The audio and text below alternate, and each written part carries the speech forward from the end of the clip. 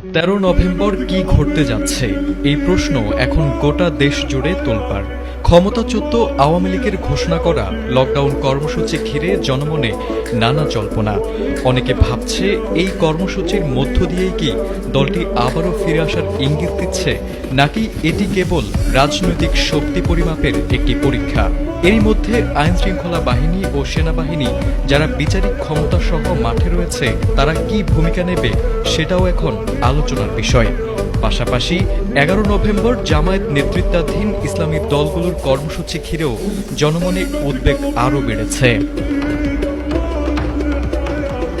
গত বছরের 5 আগস্ট অভ্যুত্থানে ক্ষমতাচ্যুত হওয়ার পর আওয়ামী লীগের কেন্দ্রীয় নেতৃত্বের বড় অংশই পলাতক নয়তো কারাগারে।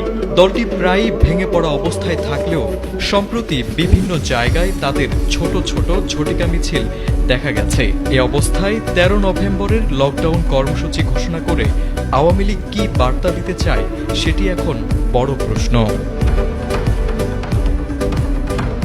মূলত ওই দিন জানা যাবে মানবতা বিরোধী অপরাধের মামলায় শেখ হাসিনার বিরুদ্ধে রায় কবে দেওয়া হবে।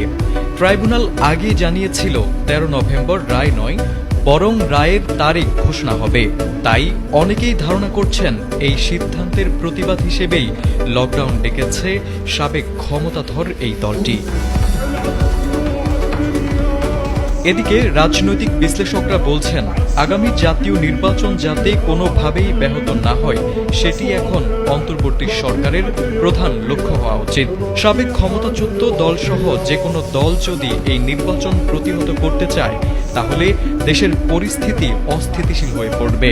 তাই একটি অবাধ, সুষ্ঠু ও গ্রহণযোগ্য নির্বাচনের মধ্য দিয়েই রাজনৈতিক স্থিতিশীলতার পথ তৈরি হতে পারে, এমনটাই মনে করছেন অনেকেই।